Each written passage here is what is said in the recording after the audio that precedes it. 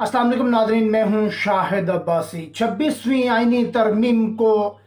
पास हुए तकरीबन एक हफ्ते से ज़ायद वक्त गुजर चुका है, लेकिन 26वीं आईनी तरमीम का जो मामला है वो स्टिल अभी तक ज़ेर बहस है। क्योंकि दूसरी तरफ अगर देखा जाए तो हुकूमत की तरफ से ये कोशिश की जा रही है कि 27वीं आईनी तरमीम भी लाई जाए। उसकी वजह क्या है, तमाम तर चीज़ें मैं इस वीलॉग के अंदर डिस्कस करूंगा। अगर जस्टिस जाया अफरीदी साहब को भी इस वीलॉग के अंदर उनका जो नैरेटिव था, एक बेंच में जब वो पार्ट ऑफ पार्टी थे तो उस टाइम जस्टिस जाया अफरीदी की तरफ से भी कुछ बड़े इंपॉर्टेंट रिमार्क्स थे। ये चीज़ें भी एक दूसरे से कहीं ना कहीं एक कनेक्ट हो रही हैं। मैं अपने वीलॉग के अंदर सबसे इंपॉर्टेंट तरीन जो चीज़ डिस्कस करूंगा, क्योंकि बिलावल भुट्टो जरदारी साहब और मौलाना फजल रहमान साहब ने ये आईनी तरमीम मंजूर करवाने में बड़ा अहम तरीन किरदार अदा किया। ये 26वीं आईनी तरमीम में बहुत ज़्यादा डायलॉग हुआ इन लोगों के दरमियान, और बहुत सारे जो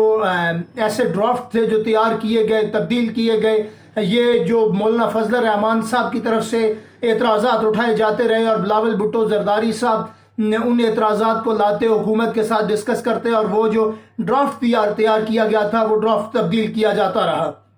लेकिन अब सूरत हाल बड़ी मुख्तलिफ है, क्योंकि जब ये ड्राफ्ट तब्दील किए जा रहे थे तो यकीन दानी यही करवाई जा रही थी कि ये जो ड्राफ्ट के अंदर तब्दीलियां हो रही हैं, ये तब्दीलियां इस वजह से होंगी कि जो पाकिस्तान तहरीक इंसाफ है वो भी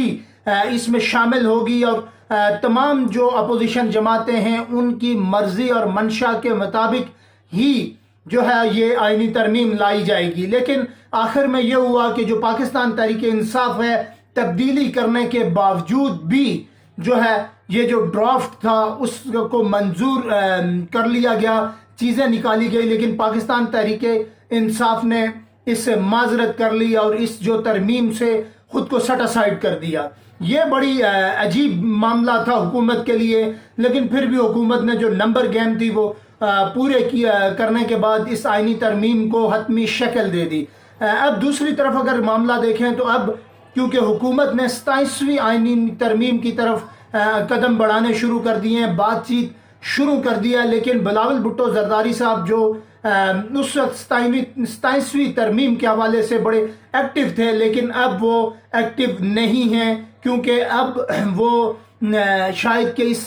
हक में नहीं कि 27वीं तरमीम लाई जाए। लेकिन दूसरी तरफ अगर हुकूमत की बात करें तो हुकूमत इसमें इंटरेस्टेड है। हुकूमत ये कहती है कि जो आईनी तरमीम हमने पहले की उसमें कुछ कमियां रह गई हैं, हमने जो ड्राफ्ट तब्दील किया उसमें तय यही हुआ था कि पाकिस्तान तहरीक इंसाफ भी इस आईनी तरमीम का हिस्सा होगी, वो भी वोट देगी, और उससे ही ये आईनी तरमीम जो है वो का जो बिल है ये पास होगा, और उसके बाद ये कानून हतमी शक्ल में लागू होगा। अब जब ये इन दोनों के दरमियान ये चीज़ तय नहीं हो पाई, तो अब हुकूमत का ये कहना है कि हम 27वीं आईनी तरमीम लाएंगे और जो पुरानी चीज़ें हैं वो भी शामिल करेंगे, और शामिल करने के बाद एक और नई तरमीम लाएंगे। अब दूसरी तरफ मिलिट्री कोर्ट्स का बड़ा अहम तरीन मामला है इस आईनी तरमीम के अंदर। तो अगर जस्टिस जाया अफरीदी की बात करें तो जस्टिस जाया अफरीदी जब कोर्ट में मिलिट्री कोर्ट्स का मामला अंडर ट्रायल था तो उस वक्त जस्टिस जाया अफरीदी का बड़ा इंपॉर्टेंट तरीन नोट था, और नोट में वाज़ेह तौर पर जस्टिस जाया अफरीदी साहब ने लिखा था कि किसी सिविलियन का जो ट्रायल है वो मिलिट्री कोर्ट्स के अंदर नहीं हो सकता। ये बड़ा अहम तरीन पहलू है, बड़ा इंपॉर्टेंट पहलू है। अगर हुकूमत कोई आईनी तरमीम करती है तो सुप्रीम कोर्ट में जाहिर सी बात है कि वो चीफ जस्टिस जो है वो स्टैंड लेंगे। ये सूरत हाल इस तरह जिस तरह काजी फाइज ईसा साहब हुकूमत की खुल्लम खुल्ला हमायत करते थे, हुकूमत के साथ डट के खड़े थे, लेकिन जस्टिस जाया अफरीदी ऐसी सूरत हाल में हुकूमत के साथ नहीं खड़े होंगे, और जो उन्होंने नोट लिखा है शायद जस्टिस जाया अफरीदी साहब उस नोट से भी पीछे नहीं हटेंगे। जब ऐसी सूरत हाल पैदा होगी तो हुकूमत के लिए भी सूरत हाल बड़ी टफ है। इस सूरत हाल में हुकूमत कैसे आईनी 27वीं आईनी तरमीम की तरफ जाएगी और जाकर जो है वो اس کو سارے کو کر پائے گی. دوسرے اگر مولانا صاحب کی بات کریں تو 1 سال کا جو دورانیہ اس کے اوپر مولانا صاحب کا بھی اتفاق رائے ہے کہ ملٹری کورٹس کے معاملے پر. لیکن دیکھتے ہیں کہ یہ حکومت اگر 27ویں ترمیم کی طرف جاتی ہے تو پھر جو ہے جسٹس ضیاء آفریدی صاحب کا کیا کردار ہوگا, وہ کس طرح سے چیزوں کو لے کر چلیں گے, کیونکہ جسٹس ضیاء آفریدی صاحب کے اقدامات سے لگ یہی رہا ہے کہ وہ اس کے اوپر سٹینڈ لیں گے اور میرے خیال ہے حکومت کے لیے مشکلات کا سامنا ہوگا. اگر میں بات کروں کہ یہ کیوں امپورٹنٹ ہے آرمی جو کورٹس تھی ان کا, تو وہ عمران خان صاحب کیونکہ بیہائنڈ دا بار ہیں,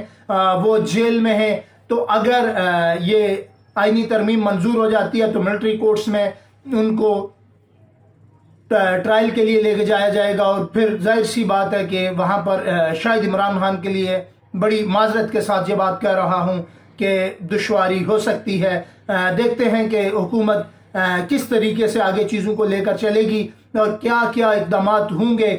جیسے ہی اس 27ویں آئینی ترمیم کے اوپر مزید پیش رفت ہوگی آپ کی خدمت میں حاضر ہوں گا. مجھے دیجیے اجازت, بہت شکریہ.